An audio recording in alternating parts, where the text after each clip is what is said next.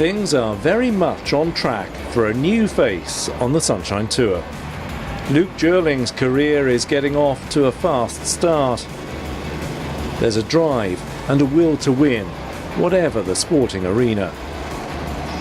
As a golfer, I'm always very competitive. So the last time I went karting, there was quite a controversial crash on the last corner. So yeah, as us being competitive, I just thought it would be something fun, just get the mates together where we can just have a little competition. He's actually more laid back than he sounds. When I'm off the course, I'm very relaxed. P is a very relaxed place. I love watching live sport, or any sport actually, so I will enjoy watching at St George's Park or the Nelson Mandela Stadium, any live sport that's available. I have a close group of friends here, and I'll enjoy meeting up with my friends, having a braai or just going for lunch on a perfect day like this, or I'll just hang out with my family and maybe go to the beach and try and get a better tan on my feet. He's burned things up away from the sand in 6 events as a pro. He's not only made the cut each time, but contended impressively. I'm very happy with the start. I don't think I could have asked for a better start to my professional career. Yeah, it was very, very nerve-wracking in the beginning, but I was very happy with the way I handled myself under the pressure and under the gun.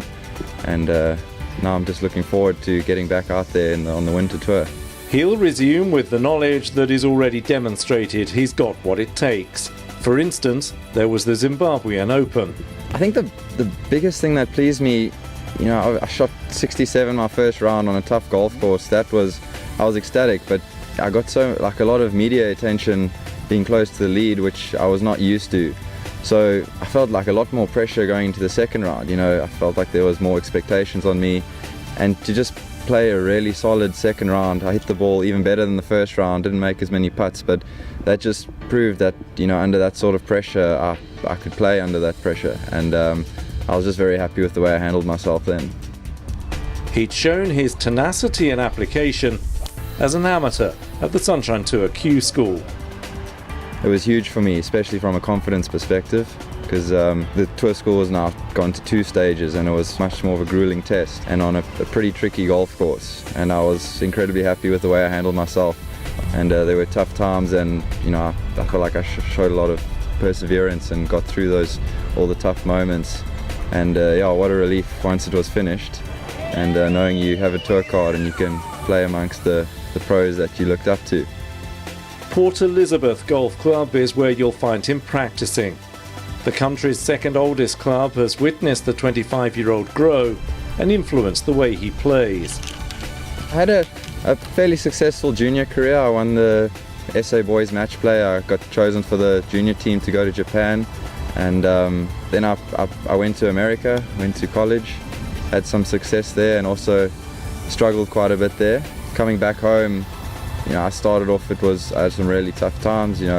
Worked with my coach really hard, with Graham Whale, and throughout 2016, winning the Prince's Grant Invitational was a huge confidence booster for me, just proving to myself after 4 years of struggling that I can win again.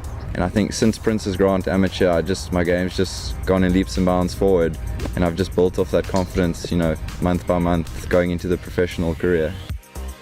Sometimes turning pro can take some getting used to. Not, it seems, for Luke. I'm loving it. The pro life, to get to call this a job, it's such a privilege to be out here every day, getting to go to practice, and that's your job. I only played 5 events on the Sunshine Tour, and I'm just really excited to get out there and compete again and try and win some tournaments and get some good finishes. Just make sure that you turn a few more over. There's always stuff to work on. Location dictates his routine. Being based in Port Elizabeth, obviously we get more windy days than not, so it's quite a few days where it's tough hitting into a crosswind, so I think it's more to emphasize more on quality than quantity. I work a lot on my pitching and short game, but when I'm on the range with my coach, it's just doing drills, making sure I get the drills done properly, and just the quality over the quantity. Sometimes just whether it's hitting 2 buckets instead of 8 buckets, whether you just get the right things done and get the right feelings in your your hands and your legs and your body, just to make sure that everything's in sync, not worrying about where the ball's going in a 50k crosswind kind of thing. Yeah. You'll have noticed, I'm sure, that Luke's a lefty. It's clearly influenced his approach, development and self-awareness. For me, as a left-hander, I think it's a huge advantage. I grew up in Port Elizabeth in strong winds, in different conditions, so I never had the perfect swing. I was always got taught feel. I try to avoid the technical side of things, and being one of only 2 left-handers on tour, I don't get to observe a lot of left-handed swings on the range. I just kind of stick to my drills, my routines. I don't worry about what the other guys are doing. Although I understand the golf swing, seeing it from a right-hander compared to how I would view it myself is completely different. So what I've worked on has got me this far, and I just want to improve on the things that I'm working on to just get further up there and improve my game. So what does he think are the most reliable and go-to parts of his game? I definitely say the strongest club in my bag is my putter. It's got me out of trouble many times. Every time I step up to a putt, I've never had any trouble, and I always feel like I can hole it. If you want to be successful in this game, that's a critical club to have in the bag. I would definitely call myself more of a planner. I'm the type of guy who, I've got a 2-iron in my bag. If I don't feel comfortable in the hole, I'll sacrifice some distance to just get the ball in play, because I trust my iron game, my long iron game enough that I don't feel under pressure when I'm further back. I feel like I'm aggressive when, as they say, aggressive to safe targets. So, but I definitely consider myself more of a planner around the golf course. He's not had much to plan in recent months, but you can only tan your feet for so long. There's work to be done in the Vodacom Origins series. I've been on break now for about a month, and I'm itching to get back out there.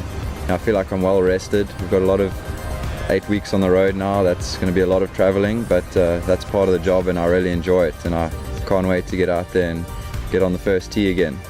I'm really looking forward to that. Vodacom do so much for golf on the Sunshine Tour. It's such a iconic name when you think of the Sunshine Tour. Watching, when I was younger, the format looks really cool. Get to play with the amateurs 2 days in the Pro-Am, get to do a bit of networking, and I'm sure meet some really nice people. And we got some really great venues, and I can only thank Vodacom for what they do for us and giving us all these tournaments to play in. We're sure Luke Jerling will be one to watch.